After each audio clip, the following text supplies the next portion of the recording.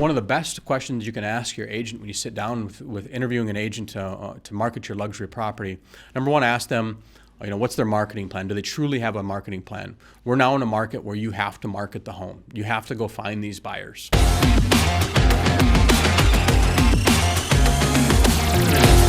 Hi, I'm Wade Hanson. I've been selling luxury real estate in Minnesota and Wisconsin for over 23 years. My entire career has been spent protecting my clients from misinformation and unethical practices by those not looking out for their best interests. This podcast will give you the raw truth about everything real estate so you can make solid, informed decisions about the biggest investment of your lifetime. This is the Raw Real Estate Podcast. So here we are deep into the first quarter of 2023, and we're entering into the traditional spring buying and selling season.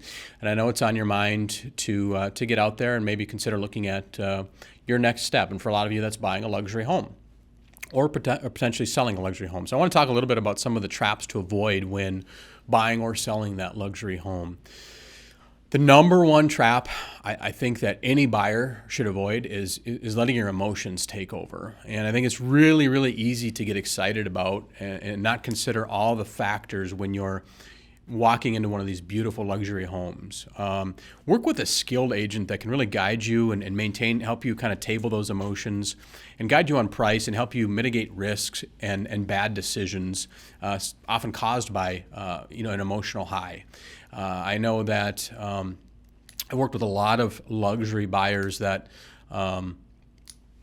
for them it's more of a business decision, and they make good, hard, well-educated decisions based on the facts that I provide them. And, they didn't get to the level that they're at by making bad emotional decisions. So I would always advise anybody that's maybe just for the first time looking at a luxury home or just getting into that luxury market space for the first time to really make sure that you're working with an agent that can help you table your emotions.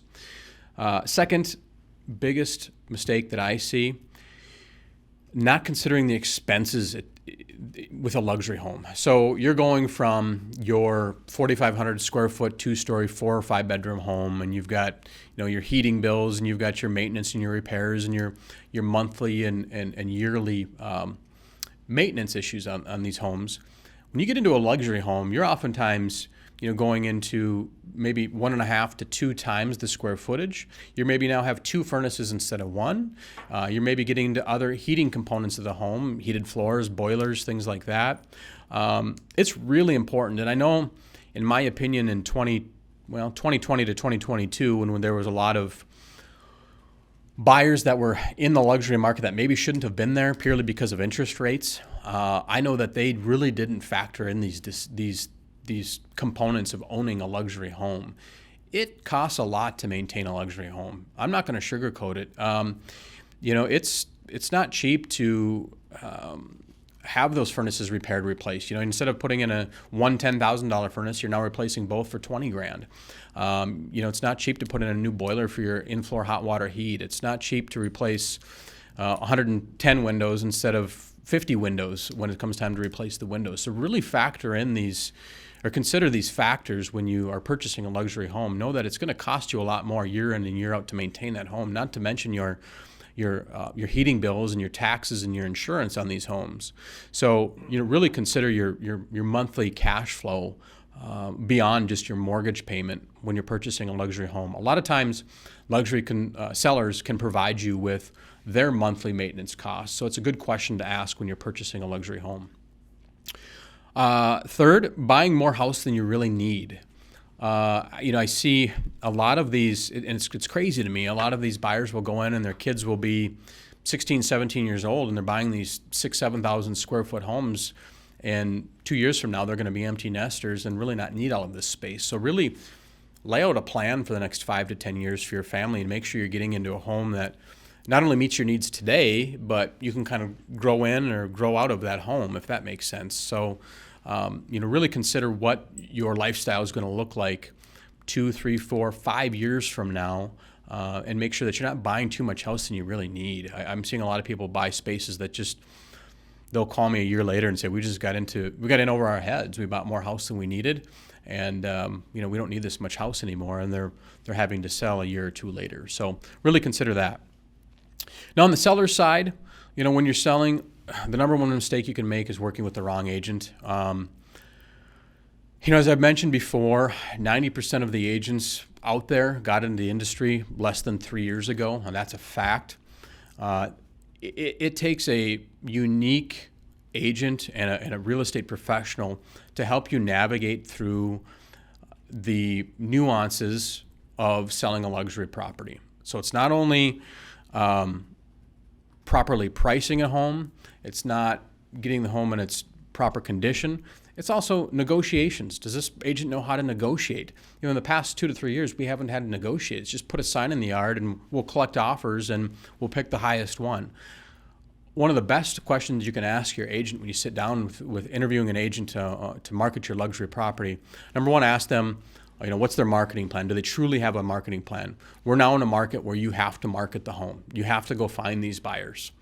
Number two, do they have any buyers looking for homes like this? If you're working with an agent that doesn't have any buyers in their database that are looking for homes like this, that's probably not the agent for you.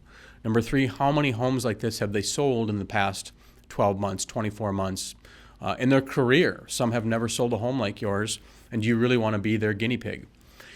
And most importantly, talk to them about their negotiation skills. I would ask them if they're offering to sell your home for X percent, ask them, hey, will you do it for Y? And if they quickly say, absolutely, I'll take Y percent, don't hire that agent. How do you think they're going to handle it when it's time to negotiate the price of your home? If they can't even negotiate their own income, how are they going to negotiate the sale price of your home?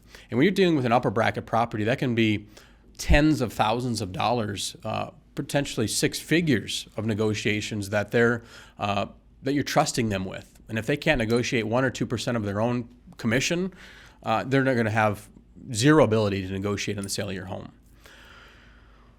Second, when you're selling, it's really important that you properly price your home. The biggest mistake I see people make is putting a number out there that just is totally unrealistic because it's a number that they have into the home. Wade, I've got over $2 million into this house, so I want to price it at $2.5 million to leave myself some room to negotiate, cover your commission, cover some maintenance and repairs to get it ready for the market. Well, it doesn't matter what you've got into your home. It doesn't matter how much money you purchased the home for, what you've invested into the home. All that matters is what it's worth today. And if you interview an agent that starts to talk about comparable sales, I want you to politely pick them up and escort them to the door. There are no comparable sales when we talk luxury properties. Luxury properties, we can talk relevant sales. We can talk about market data and how many homes in your price point have sold in your particular area in the last year, 2, maybe 3 years. But there just aren't any true comps. We're not dealing with a neighborhood that was built out by Pulte and there's an A and a B and a C floor plan and they're really all the same. When you're talking about luxury homes, in order to properly price it, you can't look at comps. Now, you can look at, like I said, at relevant sales and have some talking points, but you need to work with somebody that understands the value of your home to the prospective buyer. Not to you, not to the agent, but to the buyer. So it's important to properly price that home. And right now, the sellers that are having success in this market are those that are pricing ahead of the market. The luxury market typically gets hit the hardest in a housing downturn. And I think it will be the case in this particular housing downturn, just because a lot of people that were purchasing luxury homes in the last 2 years probably shouldn't have been purchasing those homes, as I've mentioned before. They were buying purely based on low interest rates, and they weren't really luxury home buyers. They were just able to get into a luxury home because the monthly payment afforded them to do so. So really make sure that you properly price your home. It's going to be really, really competitive in 2023, and days on market is your enemy. So pricing your home properly will help you avoid being on the market for 6 months to a year. Along with price, make sure that you're preparing your home for the market. We are no longer in a market where you can just toss a sign in the yard and not even have to run a vacuum and people will make an offer on your home. We're in a market where, in the luxury market, the true luxury consumer can see the love and care that you've put into your home. They can see the scratched baseboards, the scratched hardwood floors, the paint that's needed, the window that needs to be replaced, the furnace that's leaking water. They can see those things. So make sure that you have your agent walk through your home with you and really look at things with a detailed eye. And that agent should know what a luxury consumer expects. And I will tell you that the majority of my clients right now, seller clients, are having to invest anywhere from 1% to 3% of the value of their home into preparing their home for the market. So you're talking, tens of thousands of dollars. I've just had one particular client invest $50,000 to prepare their home for the market. However, I will always advise my clients, if you're going to put $1 in, I want to see you get $1.50 back. I don't want to see you put $1 in and get 50 cents back. So make sure that you're working with an agent that can really advise you on what's a good investment to prepare your home for the market. And to wrap it up, for buyers and sellers, I think you need to really be cautious of the smoke and mirrors and the sales tactics realtors are going to have just to earn a commission check. There's going to be a lot of commission breath out there next year. Transaction count is expected to go down 20, 25%. And when they see an opportunity to, get 3, 4, 5% of $1 million sale, they're going to tell you what you want to hear a lot of times. That's one thing. In any market, you're not going to hear from me. Again, I'm your advisor. I'm going to tell you what you need to hear, not what you want to hear. And I know moving into 2023, that's going to be hard for a lot of people because they still have the good times of 21 and 22 in their mind, and their neighbors got X and they want to get Y for their home. The biggest thing you have to do is eliminate that the past. We've got that's never going to happen again. We're not there anymore. So make sure that if an agent comes in and tells you a lot of what you want to hear, you need to be able to read between the lines and understand that you need a professional that can guide you through today's market conditions. The market conditions we're in today are just so much different than where we were 6, 12, 24 months ago. So a good full-time professional that specializes in the luxury market is so important right now. Thank you for listening to the Raw Real Estate Podcast. If you have any feedback for this episode or want to suggest a future topic or even possible guests, head to wadehanson.com. There you can get links to my Facebook and LinkedIn pages.